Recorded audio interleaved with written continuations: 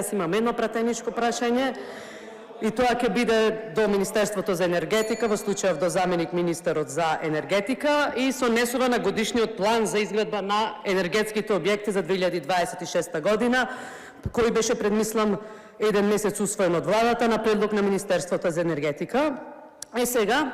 како што објави неделникот Фокус, фирмите кои ќе инвестираат во бизнисот со струја оваа година се фирми кои се директно поврзани со функционери и на ВМРО ДПМН и на СДСМ, што само потврдува дека двете партии го делат милијардскиот колач во профитабилниот бизнис со струја, додека цехот го плаќа народот со најскапа цена на струја во регионот. Сега, јас ова прашање ќе искористам за да ја откријам шемата кои се компаниите, впрочем, кои ќе се офајдат во овој бомбона бизнис со струја, како што говореше сегашната заменик генерален секретар во НАТО. Нормално, најзвучно име е поранешната компанија на премиерот Мицкоски, тоа е Фонкохидро, која ќе гради фотоволтаична централа. За оваа компанија многу малку знаеме и начелно тоа е све од написи во медиумите.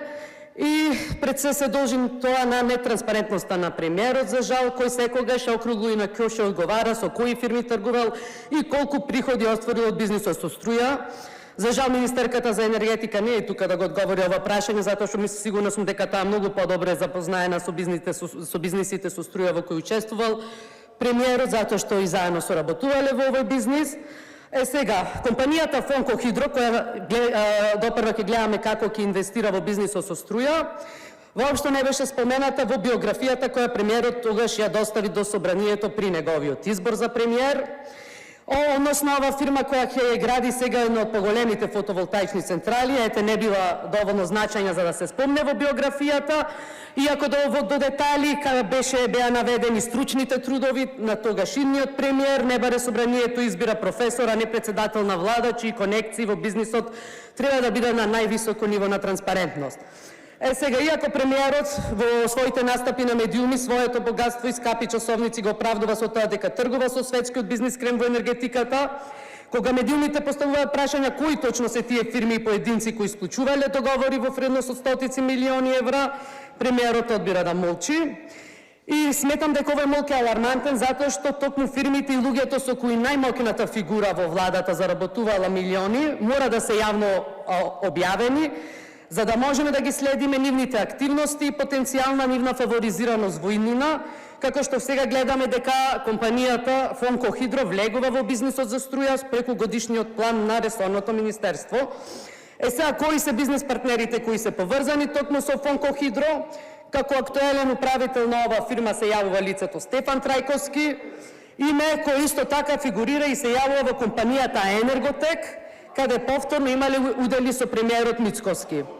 Значи, освен во Фонкохидро, премиерот имал удели во фирмата Енерготек, која патем исто така не беше наведена во биографијата на премиерот, иако се јавува повторно истиот управител Трајковски, кој сега преку Фонкохидро ќе гради фотоцентрала. Ова фирма Енерготек, каде се јавува со свој удел премиерот, како конзорциум за време на владата на Груевски, добива концесија од 23 години за хидроцентрали. Во 2018 година, тогаш актуелниот премиер од опозиција тврди дека не може да го напушти овој конзорциум, затоа што концесијата била на 23 години, такви биле законите, додека, ќе повторам, овој конзорциум за Енерготек не беше наведен во биографијата. За Енерготек антикорупцијска комисија, додека беше СДСМ на власт, отвори предмет за тоа како добивала хидроцентрали, каде била единствен понудувач и како се стекнала со концесија за државно земјиште 33.000 квадрати. Тогаш случајот експресно беше затворен, затоа што како што сега не се чешлат фирмите со струја на зајави кои прават милиони евра добивка, така и тогаш СДС не ги чешлаше фирмите на Мицкоски.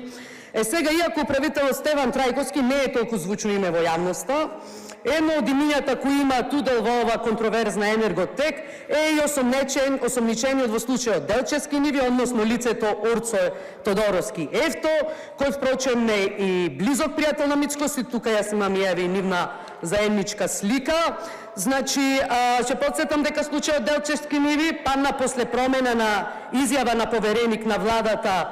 во Евана, токму овој случај, кој може да се каже дека е на црна дамка на македонското правосудство, падна поради промена на сведок, Доколку го погледнете профилот на сведокот кој го смени својот исказ, ке заклучите дека тој на својот Facebook профил често споделува изјави од Зоран Заев, односно в случајот Делчевски ниви, каде беа осумнечени партнерите на премиерот Мицкоски во бизнисот со хидроцентрали, падна поради промена на изјава на човек на Зоран Заев. Да резимирам, фирмата Фонко Хидро, каде порано премиерот има удел и која сега ќе гради фотоволтаична централа, има ист управител со фирмата Енерготек, каде се јавуваат впрочем и личните пријатели на Мицкоски со кои има заемнички слики и кои беа дел од скандалот со Делчевски ниви. Ние најверојатно сме една ретка држава каде поранешна компанија на премиерот ќе ја гради една од најголемите фотоволтаични централи, додека нашата државна компанија за производство на струја тоне во долгови. Но ова не е единствено име од случајот Делчевски ниви кои влегуваат во бизнисот со струја. И Дарко Ќурчевски, повторно сомничен во Делчевски ниви со неговата фирма Герман Енерго Солушан до Пекчево, ќе гради фотонапонска централа. За Дарко Ќурчевски е познато и од претходно дека е собственик на други фирми кои добивале сомнителни тендери, истовремено и како адвокат го застапува сегашниот министер Панче Тошковски, со што де факто се потврдува и поврзаноста на овој бизнисмен со струја со партијата на власт. И јас ќе ги наведам само кратко и другите партиски лица кои ќе се офајдат од бизнисот со струја во најсиромашната држава во Европа со највисоки сметки за струја. Во бизнисот со струја влегува и газдата на градежната компанија БИС Ивица Георгиевски Вреди, за кој се шпекулира дека е близок пријател на вице-премиерот Николовски, кој не подпишува дупови во Карпо за да расте цената на квадратот. Влегува братот на Ивица Георгиевски Вреди, Бранко Георгиевски, со фирма која нема вработени и нема приходи, но ете амбициозно ќе го гради првиот ветерен парк од македонска фирма, ќе се офајдат и фирмите на функционерите на СДСМ, па така поранешниот градоначалник на Кисела вода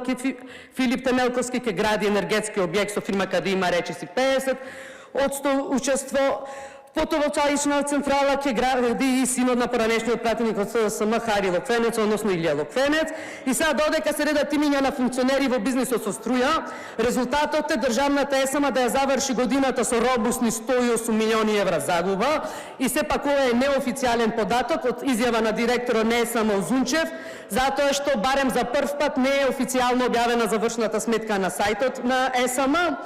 Директорот на ЕСМ Лазо Узунчев на 2 јуни минатата година изјави, цитирам: "Третиот и четвртиот квартал очекувам надфрлување на планот за производство со цел годинава ЕСМ да ја заврши со профит, па макар и од 1 евроцент."